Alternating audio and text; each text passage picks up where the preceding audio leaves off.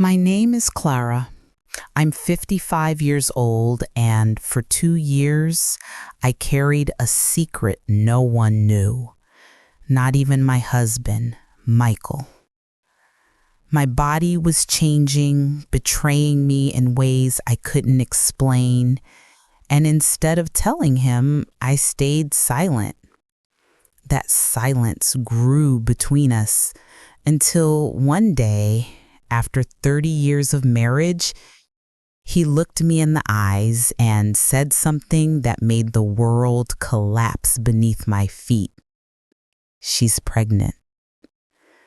But the truth behind those words was not what it seemed. And what happened after, I could have never imagined. Chapter 1. I wasn't ready to disappear. The first time I woke up drenched in sweat, I blamed the blankets, then the wine, then the weather. Anything but the truth. I remember peeling my nightshirt from my back, sitting at the edge of the bed while the clock glowed 3:12 a.m., and thinking, this can't be happening already. I was 53, still working full-time, still chasing deadlines, still dyeing my hair once a month, still pretending that age was something happening to other women. Not me. Never me. At first, it was small things. I'd forget why I walked into a room. I'd cry at insurance commercials, then laugh at funerals. I couldn't sleep, and when I did, I dreamed of blood and silence. My body pulsed like it had its own angry rhythm, and I couldn't find the beat.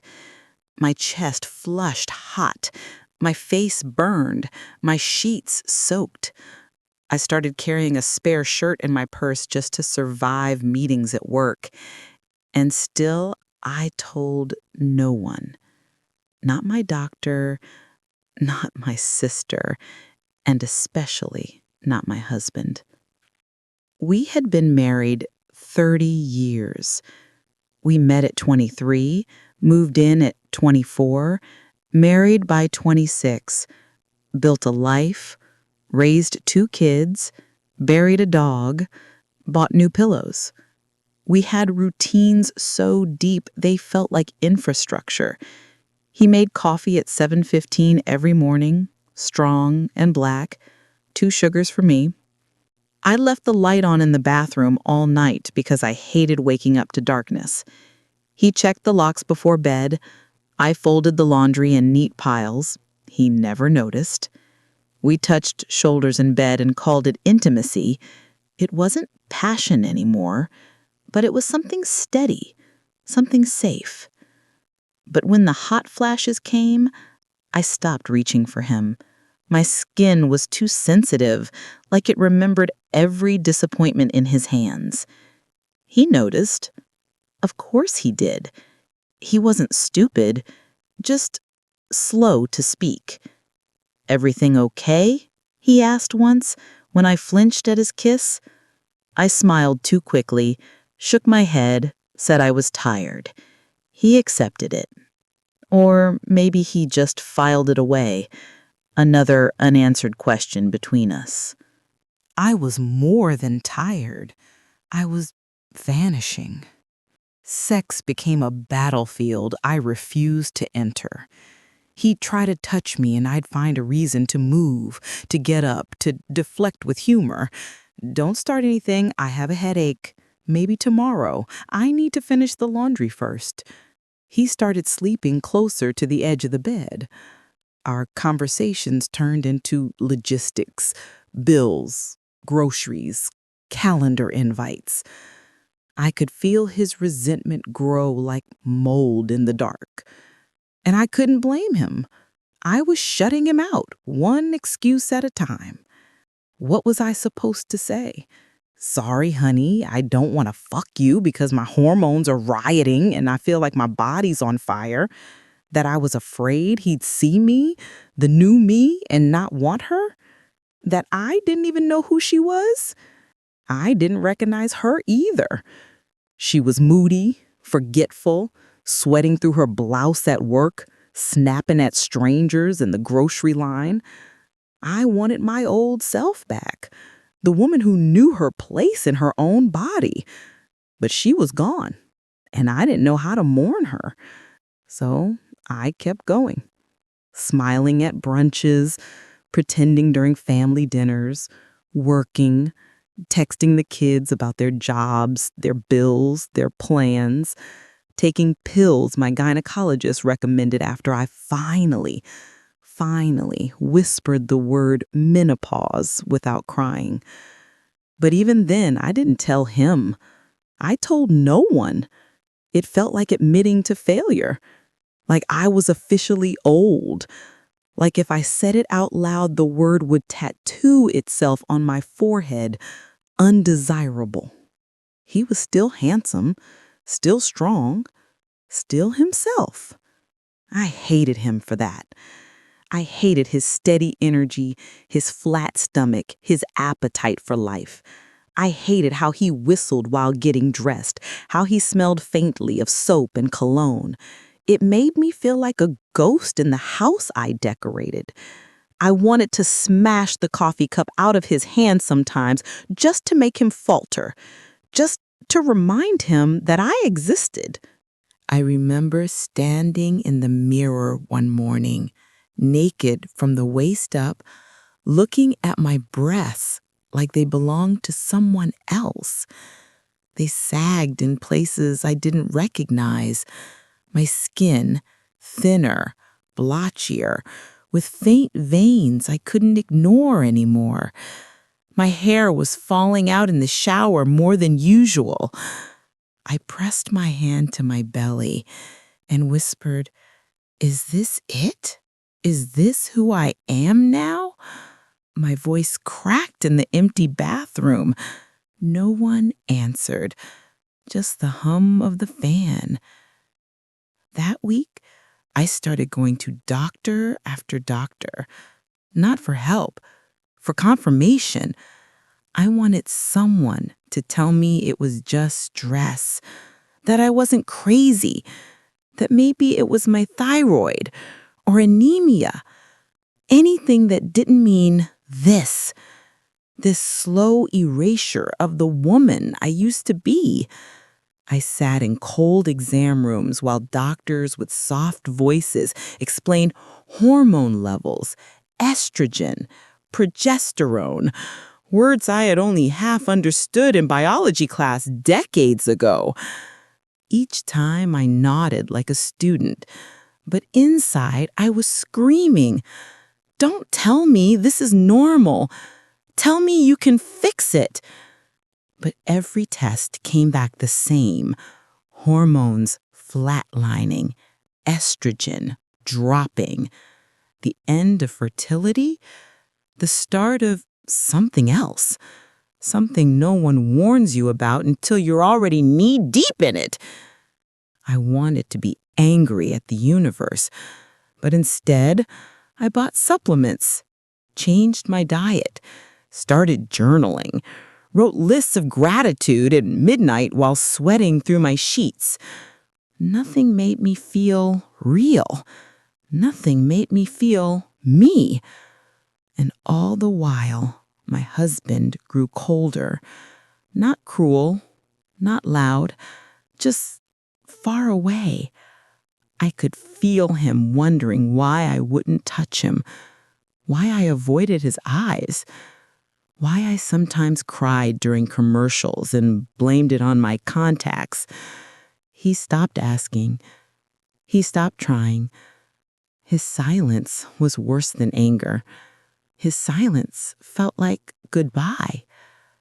I think part of him assumed I stopped loving him, and part of me wondered if he was right. Chapter 2. The Stranger in My Bed. It started with distance, the kind you can measure in inches on a mattress. He slept closer to the edge, his back turned, his breath heavy with frustration. I told myself it was temporary, that once the pills balanced me out, I'd find the version of myself that wanted him again. But days turned into months, and my excuses piled up higher than the laundry. He still tried in small ways. A hand brushing against mine when we watched TV, a kiss on my temple before he left for work, a hand lingering at the small of my back while I cooked dinner. But I'd flinch or shift away, and he noticed. Of course he noticed. He stopped lingering, stopped reaching. One night he rolled over with a sigh that sounded like surrender. That sound cut deeper than any argument could have. It was the sound of a man giving up. We became polite roommates. Conversations shrank down to bullet points. Did you pay the bill? What's for dinner? Your car needs gas. Even our laughter sounded rehearsed, like we were acting for some invisible audience. I'd hear my own voice and wonder who I was performing for. The silence between us wasn't loud. It was suffocating. Then came the signs. His phone face down on the table, his sudden need to work late, the faint perfume on his collar that wasn't mine, a text notification that made his lips twitch into a smile he hadn't given me in years. I told myself I was paranoid, that hormones were making me suspicious, irrational. But women know. We always know. The truth sat in my chest like a stone, heavy and undeniable. I tried to confront him once, softly, in bed. I asked if there was someone else. He didn't look at me when he said no. Just rolled over, leaving me with the back of his head and a silence that screamed louder than words. That was the night I realized I was more alone with him beside me than I would have been if he were gone. Meanwhile, I kept chasing solutions. Hormone therapy, yoga, meditation apps, endless supplements with promises on glossy labels. They worked sometimes, for a week, maybe two. I'd feel a spark of energy, a wave of hope. Then it would fade. My reflection was a stranger's. My body didn't belong to me, and the man sleeping inches away felt like he was already someone else's. I started watching him the way a stranger might, noting the curve of his shoulders, the veins in his hands, the way his jaw tensed when he read the news. He was still handsome, still capable of warmth, just not for me. I wondered if that was what killed me most, knowing that he still had tenderness, just not in my direction. I wanted to hate him, to blame him for running when things got hard, but I couldn't, because a part of me understood. I had pushed him away, closed every door he tried to walk through. I built a wall around myself so high even I couldn't climb it. And still another part of me ached with betrayal. How dare he look elsewhere when I was drowning in my own body? Some nights I stared at him while he slept, wondering if he ever stared back at me and thought, "She's gone." I wondered if he missed me or if he was already practicing life without me. The scariest part was that I couldn't decide what hurt more, the idea that he didn't want me or the possibility that maybe, deep down, I didn't want him either. And then came the night I smelled a perfume I didn't own on his shirt. Sweet, floral, younger. I sat on the edge of the bed, holding that shirt in my lap, shaking so hard my teeth clicked. I didn't confront him. I didn't ask. I folded the shirt neatly and put it back in the drawer like nothing happened. because I already knew. And once you know, there's no going back. Chapter 3. She's pregnant. The morning it happened was so ordinary, I almost didn't see it coming. The kitchen smelled like coffee and toast. The radio played some cheerful song I hated. I was buttering bread when he walked in. His face was unreadable, calm in a way that felt wrong. He sat down, folded his hands, and said it like he was delivering news about the weather. She's pregnant. 2 words, that's all, and my world cracked open. At first, I thought I misheard him. The butter knife slipped from my hand and clattered against the plate. I stared at him, waiting for a punchline, a cruel joke, a smirk that said he didn't mean it. But his eyes were flat, not cold, not angry, just gone, like he had already checked out of our marriage before the sentence left his lips. I didn't scream, I didn't throw the plate, I didn't cry. I just froze, the toast burning in the pan, the smell of smoke filling the kitchen. He reached over, turned off the stove, and said nothing else. My ears rang, my skin went cold, then hot. I could hear everything too clearly, the drip of the faucet, the tick of the wall clock, the shrill voice of the DJ on the radio, every sound. But his voice, because I couldn't bear to hear it again. Who? I finally whispered, though I already knew. That perfume on his shirt, the late nights, the half smiles at his phone. My mouth asked the question, but my stomach had the answer. He told me her name, a name I'd heard before, once or twice. Maybe an employee, maybe a friend of a friend. It didn't matter. The name might as well have been carved into my skin. Every syllable felt like glass. I pressed my hand to my chest like I could keep my heart from cracking open. How long? My voice shook. He hesitated, which told me enough. Long enough. Long enough for lies to harden into routine. Long enough that she wasn't a fling, but a presence. A replacement. I don't remember what I said next. Maybe nothing, maybe too much. I know I stood there, staring at the tiles on the kitchen floor, memorizing their gray patterns as if I'd never see them again. He left the house not long after. He didn't touch me. He didn't ask if I was okay.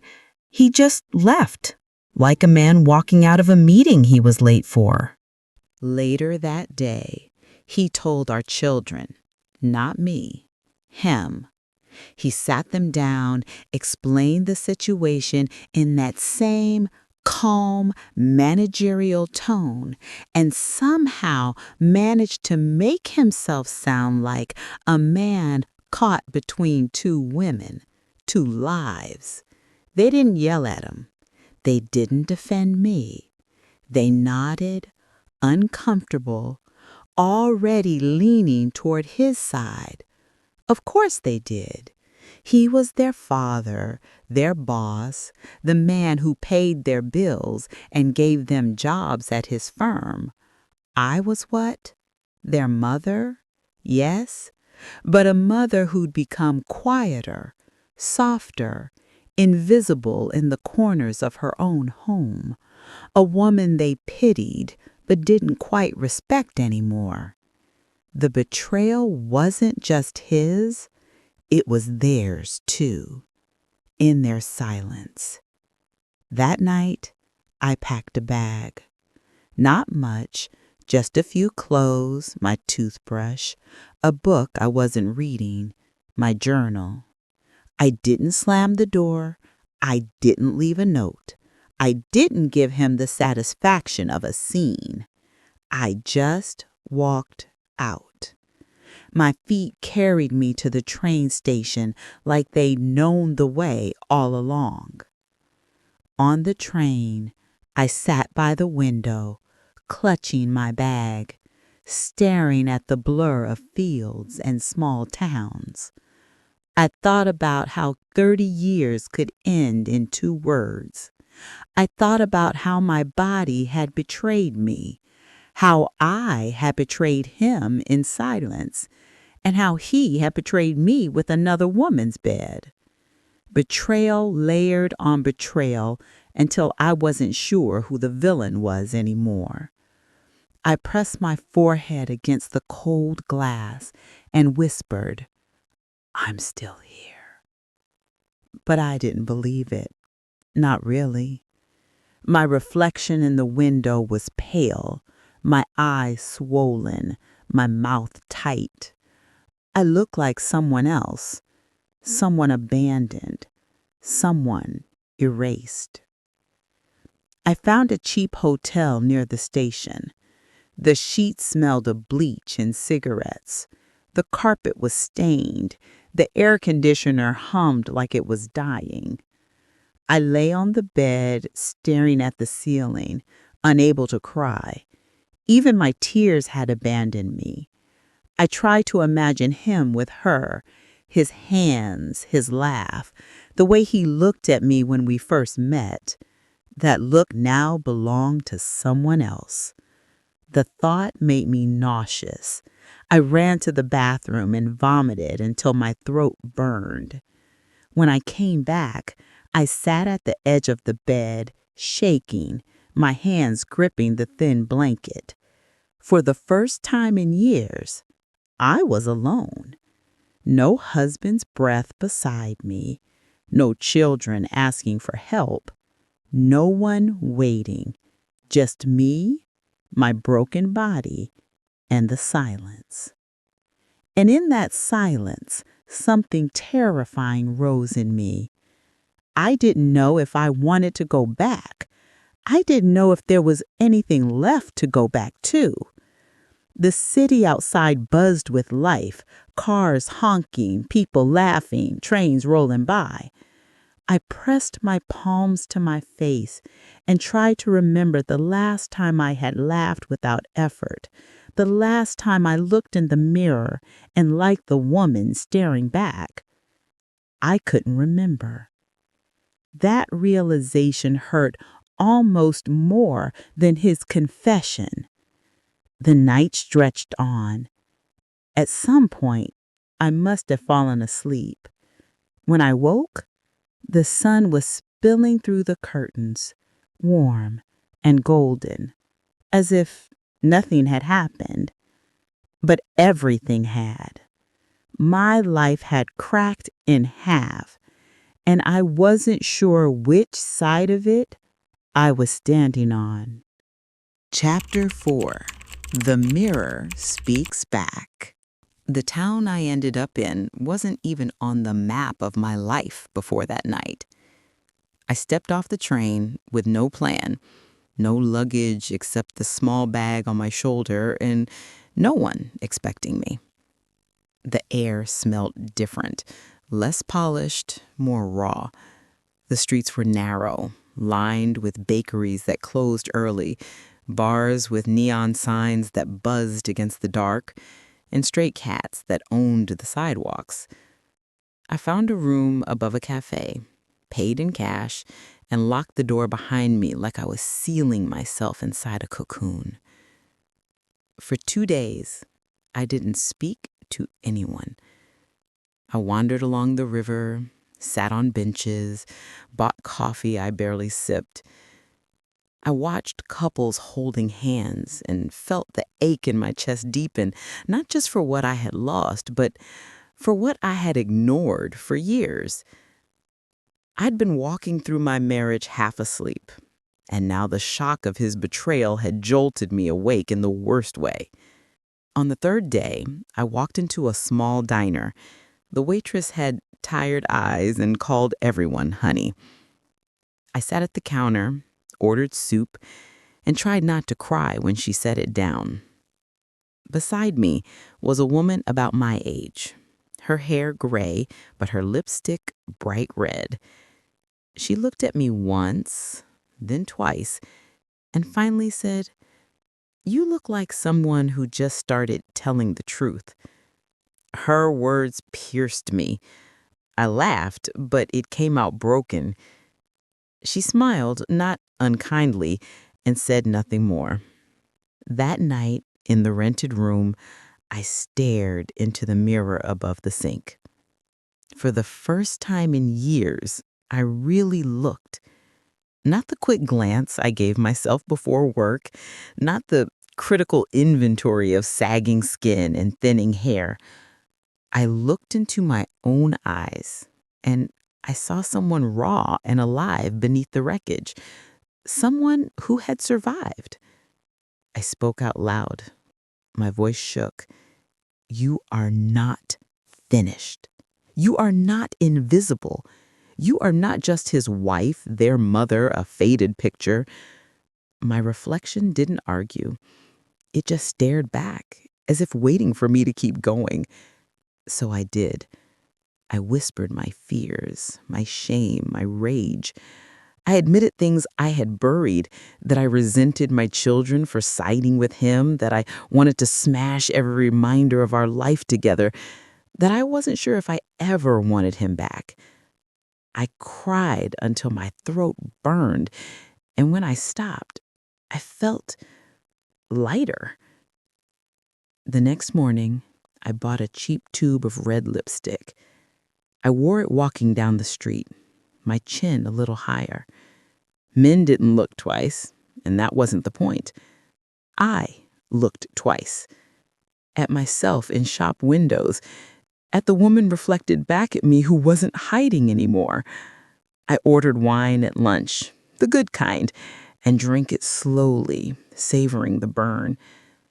I wrote in my journal honestly for the first time in years, not lists or goals, but confessions. I am furious. I am lonely. I am alive. When I finally went back to my doctor, weeks later, I didn't whisper anymore. I sat down and said clearly, "I'm in menopause, and it's tearing me apart. Help me."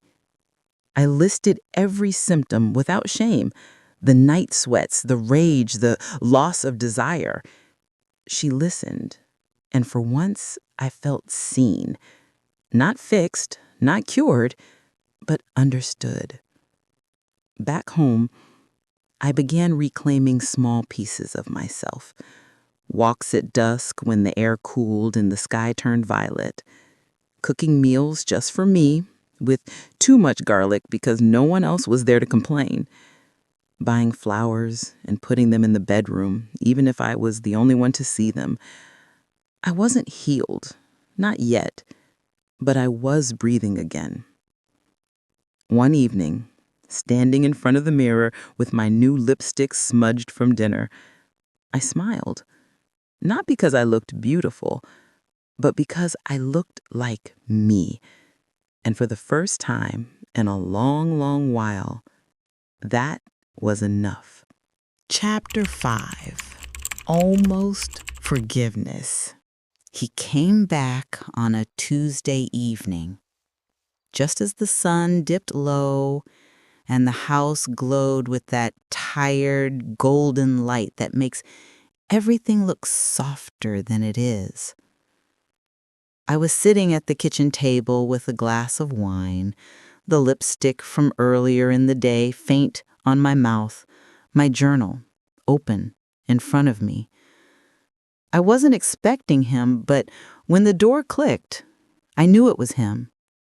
There's a weight to the air when someone you know too well enters a room.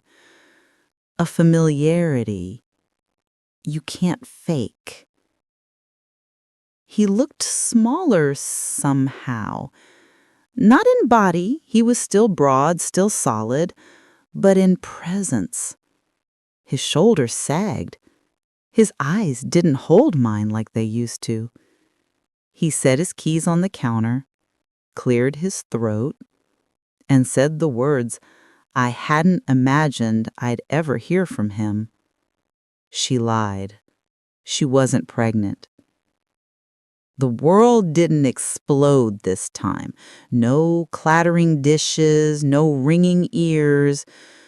Just a hollow space where outrage should have been. I took a sip of my wine, slow, and asked, "And now what?" My voice didn't shake.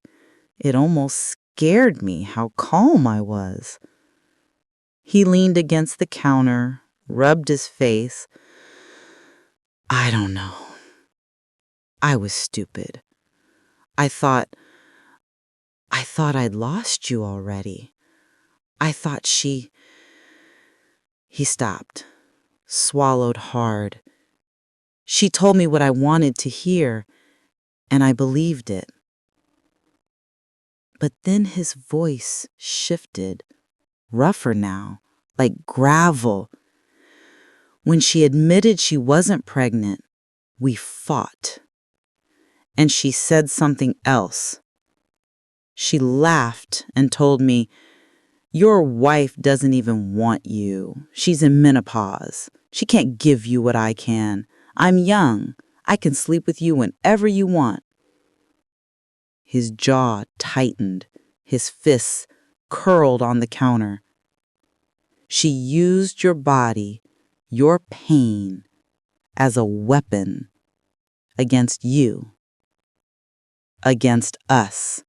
He shut his eyes, shaking his head. That's when I saw her, really saw her, and I hated her for it. I hated myself even more for letting her use my loneliness to dig into our marriage. She wasn't comfort, she was poison, and I drank it willingly. I felt my stomach twist. My skin burned with humiliation, but also with a strange, bitter clarity. He had never asked me, never demanded the truth from me. Instead, he let another woman define me, define us. My anger flared, but so did something else. An ache that he had finally understood what I had been carrying. "I should have come to you," he whispered, his voice hoarse. "I should have asked why you pulled away. I should have stayed, fought, listened. Instead, I ran, and I will never forgive myself for that." The silence stretched. I could hear the refrigerator hum, the tick of the clock on the wall. Finally, I said, "You broke us. Not just me, us." My hands shook, but I pressed them flat on the table so he wouldn't see. "Do you even understand what you've done?" His eyes glistened in the fading light. "I do now, and I'm sorry. Truly, I will carry that shame forever." Sorry. The most useless word in the English language. I wanted to laugh in his face, to throw my glass against the wall, to scream until the neighbors called the cops. But instead I sat there, feeling the strange tug-of-war between my fury and my longing, because as much as I hated him in that moment, a small, traitorous part of me wanted him to reach for me, to prove that 30 years meant something. "I can't forgive you," I said. And it was the truth. At least not fully, not yet, maybe not ever. But he didn't leave. He stayed. He started small, like he was afraid to scare me off, fixing the leaky faucet in the bathroom, cooking dinner one night, badly, but trying, buying me flowers, not the cheap supermarket kind, but ones that smelled like summer fields. He sat across from me at the table, waiting for me to talk, listening when I did. He didn't push, he didn't demand, he simply stayed. And I tested him. Oh, I tested him. I made sarcastic remarks about perfume I didn't own, about late nights at the office, about babies that never existed. I watched him flinch, watched him take it, watched him keep showing up anyway. Part of me wanted to break him, to make him feel the fracture he left in me. Another part of me was waiting to see if he'd hold. Weeks passed. One night, after too much wine and too much silence, I found myself laughing at something stupid he said. Really laughing. My chest ached with it. He looked at me like I'd handed him oxygen. Later, when he kissed me, I didn't flinch. My body remembered the weight of him, the warmth, the familiarity. It wasn't perfect. It wasn't fireworks, but it was real. We booked a weekend away, just the two of us. A small hotel on the river, nothing fancy. The first night, we danced in the tiny room, barefoot, the radio static crackling as it fought to find a station. His hands on my waist felt different, tentative, respectful, almost shy. Mine on his shoulders felt heavy with memory, but lighter than they had in years. When he whispered, "I missed you," I didn't answer. I just let myself lean in. The next morning, we walked along the riverbank, the air cool and damp with mist. He reached for my hand and I let him take it. We didn't talk much, and that was okay. Sometimes silence isn't suffocating. It's healing. It's a space where new roots can grow. That night, in bed, I turned to him and said, "I'm not the woman you married." My voice was steady. "I'll never be her again." He looked at me, eyes soft, and replied, "Good. I like this one better." I didn't believe him fully. Not yet. Maybe not ever. But for the first time in years, I wanted to try. And sometimes wanting is enough to begin. So no, I didn't forgive him. Not completely. Maybe I never will. But I let him stay. I let myself stay. And together, in the cracks and the scars, in the laughter and the silence, we began again. Not as who we were, but as who we are now. If you've listened this far, maybe some of it echoed inside you. Maybe you've lived through the silence of a bed turned cold, or the sharp edge of betrayal, or the long road back to yourself. Stories like mine aren't rare. They're just rarely spoken aloud, and I think that's why they matter. If you carry a memory like this, if you've walked through fire and come out with scars, I invite you to share it in the comments. Your story might be the hand someone else needs to hold in the dark. And if you want to keep walking with me through these truths, don't forget to like this video and subscribe. It's not just numbers, it's proof that stories of women, of survival, of almost forgiveness deserve to be heard. So tell me, have you ever faced a moment when silence almost erased you? I'm listening.